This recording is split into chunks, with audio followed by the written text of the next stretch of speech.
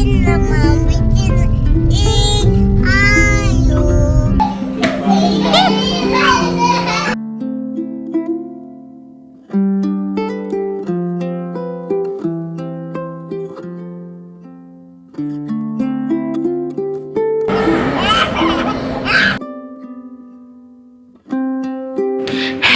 And welcome back to the channel. కూరగాయలు కొనడానికి అని చెప్పి వచ్చాము. మా కాలనీలో ఎవ్రీ థర్స్డే ఇలా వెజిటేబుల్స్ పెడతారనమాట. సో దగ్గరగానే ఉంటుంది కాబట్టి మిస్ అవ్వకుండా ఇక్కడే తీసుకుంటాము. ఈ వెజిటేబుల్స్ కొనిన తర్వాత పిల్లల్ని అలా సరదాగా బేకరీ వరకు తీసుకెళ్దాము అని చెప్పి బయటికి వెళ్తున్నాము. అదేంటి అప్పుడప్పుడు వ్లాగ్లో అసలు నేను మా పిల్లలకి జంక్ ఫుడ్డే పెట్టాను అని మెన్షన్ చేస్తావు కదా, మరి ఇప్పుడు బేకరీకి వెళ్తున్నారేంటి అని మీరు నాకు క్వశ్చన్ చేయొచ్చు, చెప్తాను.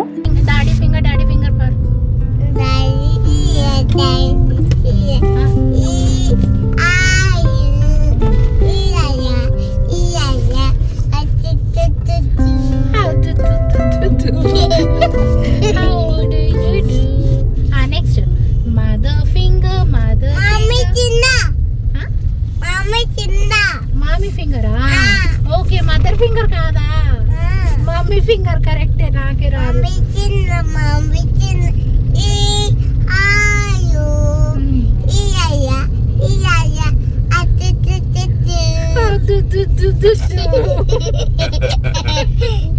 జున్ను స్కూల్కి వెళ్ళకుండా ఇంట్లో ఉన్న రోజులు నేను చాలా మంచి హెల్దీ ఫుడ్ ఇచ్చాను తనకి. బట్ వన్స్ స్కూల్కి వెళ్ళిన తర్వాత మనము జంక్ ఫుడ్ ఇవ్వకపోయినా కూడా వేరే మదర్స్ అందరూ అలా ఉండరు కదా, వేరే పిల్లలు బాక్స్లో చిప్స్ అవి తెచ్చుకుంటూ ఉంటారు. సో వాళ్ళు ఏడుస్తారనో ఇంకేదైనా రీజన్తో వాళ్ళు అవి పెట్టేస్తూ ఉంటారు. బట్ వీళ్ళు వాళ్ళని చూసినప్పుడు అది వాళ్ళకి తీసేసుకోవాలనిపిస్తుంది. సో ఇది నేను ఎప్పుడు తినలేదు అని చెప్పి వాళ్ళ దగ్గర లాక్కోవడానికి ట్రై చేస్తూ ఉంటారు. సో అప్పుడప్పుడు అందుకని నేను వాళ్ళకి చాలా రేర్ కేసెస్లో వాళ్ళకి నచ్చినవి ఇలా కొనిస్తూ ఉంటాను. సో దట్ వాళ్ళకి ఎక్కువ మనసు వెళ్ళదన్నమాట ఇంకా దానిపైన. సో ఇదన్నమాట రీజన్.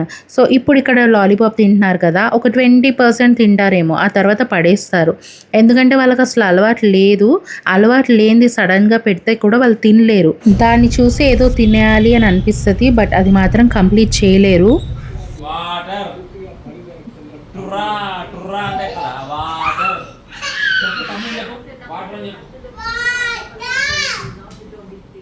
చాలామంది పేరెంట్స్ వాళ్ళ పిల్లలు వాటర్ తాగట్లేదని పెద్ద కన్సర్న్ చూపిస్తూ ఉంటారు. ఆ ప్రాబ్లం నాకు లేదనమాట. సో మా పిల్లలు ఇద్దరూ కూడా వాటర్ బాగా తాగుతారు. మనకి ఓపిక ఉండాలన్నమాట వాళ్ళకి ఫిల్ చేసి ఇవ్వడానికి. అండ్ ఆర్య ఇంకెక్కువ తాగుతాడు. వాడు తాగేటప్పుడు వాళ్ళ అక్కకు కూడా బాటిల్ తెచ్చిస్తాడు. అది తాగే వరకు వాడు వదలడు అనమాట. దొంగ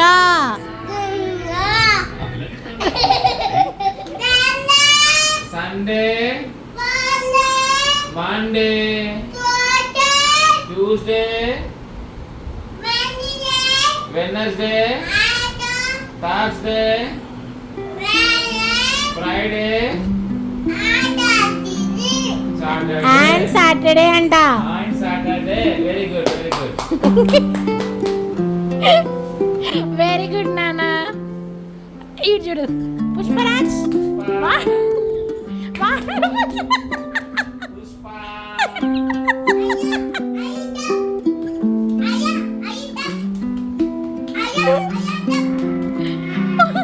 Pushpa, Pushpa, Pushpa, Pushpa,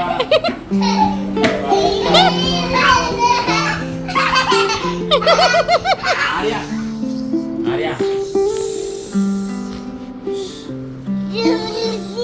ఇలా ఉంటాయన్నమాట మా పిల్లల వేషాలు ఇంట్లో. ఒక్కోసారి స్ట్రెస్ఫుల్గా అనిపిస్తుంది, ఒక్కోసారి ఇలా ఎంజాయ్ చేస్తూ ఉంటాము.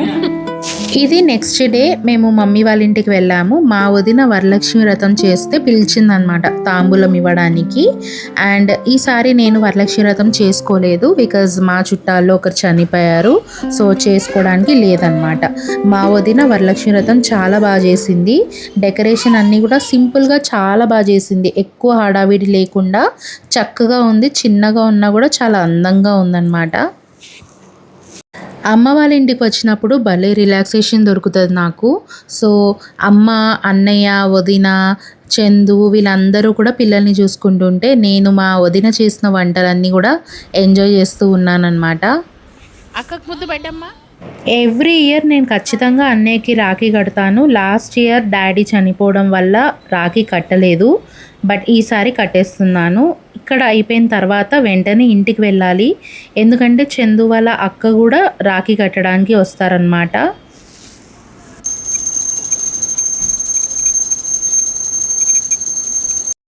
ఎవరి పెళ్ళిళ్ళు వాళ్ళకి అయిపోయిన తర్వాత చాలామంది సిబ్లింగ్స్లో గ్యాప్ వచ్చేస్తూ ఉంటుంది.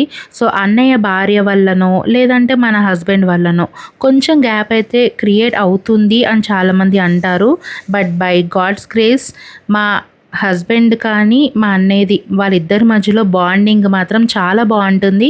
ఈవెన్ మా వదిన కూడా చాలా బాగుంది. సో ప్రస్తుతానికి అలాంటి ప్రాబ్లమ్స్ మాకు ఏమీ లేవు. అండ్ మా అన్నయ్యది అండ్ నా బాండింగ్ ఇప్పటికీ కూడా అలాగే బాగా ఉంది.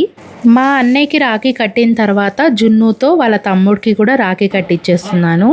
లాస్ట్ ఇయర్ రాఖీకి ఆర్య 6 months మాత్రమే ఉన్నాడు. అండ్ ఈసారి కట్టే వరకు వాడిని అదే చూసుకుంటూ ఉన్నాడు, చేతికి ఏదో ఉంది అని చెప్పి.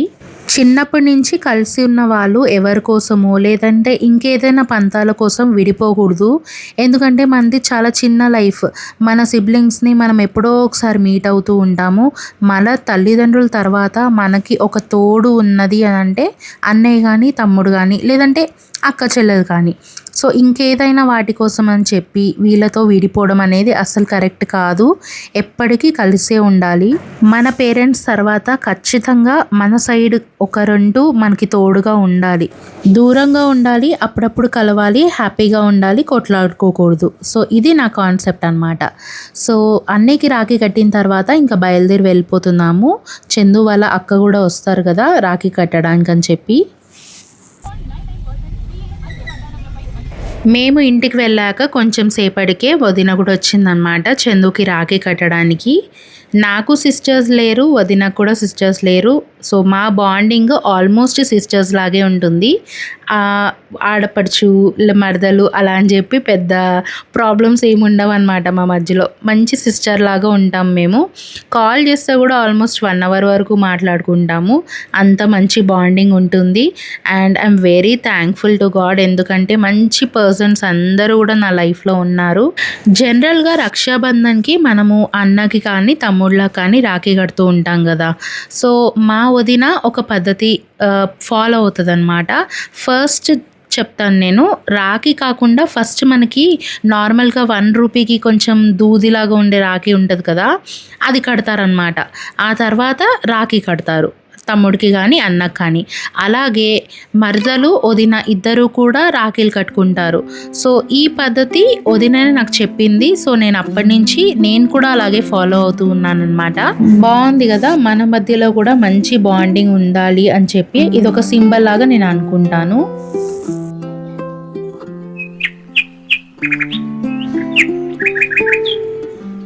టెంపుల్కి వెళ్దామా? తమ్ముడికి గుండు ఇది మొత్తం తీసేస్తాం. ఇట్లా వెళ్దామా? వెళ్దాం, మొత్తం తీసేద్దాం తమ్ముడికి. నీకు కూడా తీసేద్దామా? నువ్వు కటింగ్ చేయించుకుంటావా? ఏంగా చేయించుకో. వద్దా? తమ్ముడికి కూడా వద్దా? తమ్ముడికి ఒక్కడికి తీపిద్దాం. నెక్స్ట్ డే పొద్దున్నే దీపం పెట్టుకొని యాదగిరిగుట్టకి బయలుదేరాము. మేము పిల్లల కోసం చాలా దేవుళ్ళని మొక్కుకున్నాము. చాలా మొక్కులే ఉన్నాయి. సో ఈరోజు అనుకోకుండా మార్నింగే అనుకొని మేము యాదగిరిగుట్టకి బయలుదేరి వెళ్ళిపోయాం అన్నమాట. వర్షాల వల్లనో దేనివల్ల తెలియదు కానీ రష్ మాత్రం చాలా తక్కువగా ఉంది. ఓన్లీ 15 minutesలో మా దర్శనం అనేది కంప్లీట్ అయిపోయింది అన్నమాట. ఆర్యకి గుండు చూపిద్దామా?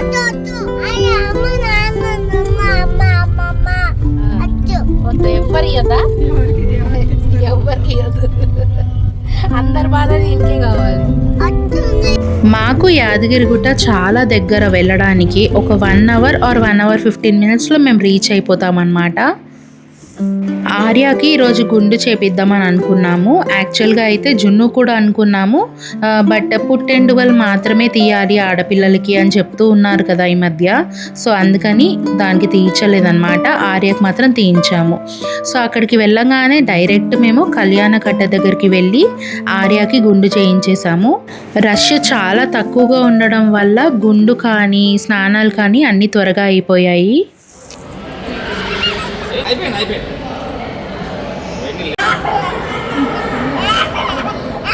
టమాటా ఏం చేస్తున్నారు?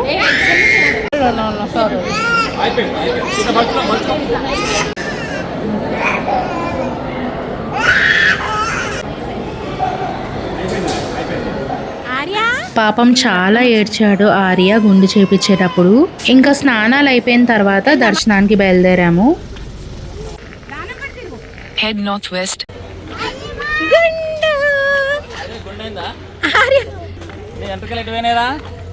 మేము ఏ గుడికి వెళ్ళినా కూడా ఈ నామాలు మాత్రం వెతికి మరీ పెట్టించుకుంటాము నిజంగా. ఎందుకంటే అది చూడడానికి కూడా చాలా బాగుంటుంది అండ్ ఆ టెంపుల్కి వెళ్ళిన వైబ్ వస్తుంది అనమాట. అప్పుడప్పుడే కదా ఇలాంటివన్నీ మాత్రం మేము అస్సలు మిస్ అవ్వము.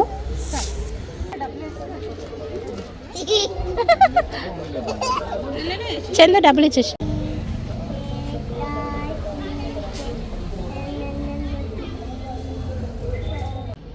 ఎక్కడైనా బొమ్మల షాపులు కనిపిస్తే ఇంకా మా జున్ను వదలదు కొనే వరకు. ఏదో ఒకటి కొనిచ్చాకే అక్కడి నుంచి బయటకు వస్తుంది అనమాట. మన ఇంట్లో గిన్నెలు లేకపోతే అవే. అబ్బో నువ్వు ఇది కొనుక్కున్నావా? నువ్వేం కొనుక్కున్నావు? చూపించు. ఇంకా కొండ మీద వెళ్ళడానికి 2 ఆప్షన్స్ ఉంటాయి. ఒకటి మన ఓన్ వెహికల్లో వెళ్ళొచ్చు, లేదంటే బస్సెస్లో వెళ్ళొచ్చు అనమాట. సో పిల్లల్ని పట్టుకొని ఆ బస్సెస్లో గొడవ పడి వెళ్ళడం అయితే మాకు వద్దు అనిపించింది. సో కాబట్టి మా కార్లోనే వెళ్ళాము. వాళ్ళు 500 రూపీస్ పార్కింగ్కి తీసుకుంటారనమాట. బట్ మనకి చాలా ప్రశాంతంగా అనిపిస్తుంది. మొత్తానికి దర్శనం చాలా బాగా జరిగింది. మా లిస్ట్లో ఒక మొక్కు అయితే తీరిపోయింది. ఇంకా చాలా మొక్కులు ఉన్నాయి, రాను అన్నీ తీర్చుకోవాలి. ఇదన్నమాట ఈరోజు వ్లాగ్. మీకు అందరికీ నచ్చిందనే అనుకుంటున్నాను. ఒకవేళ నచ్చితే తప్పకుండా సబ్స్క్రైబ్ చేసుకోండి, అలాగే లైక్ అండ్ షేర్ చేయండి. ఇంకో వీడియోలో కలుద్దాం. అంతవరకు బాయ్ బాయ్, సీ యూ.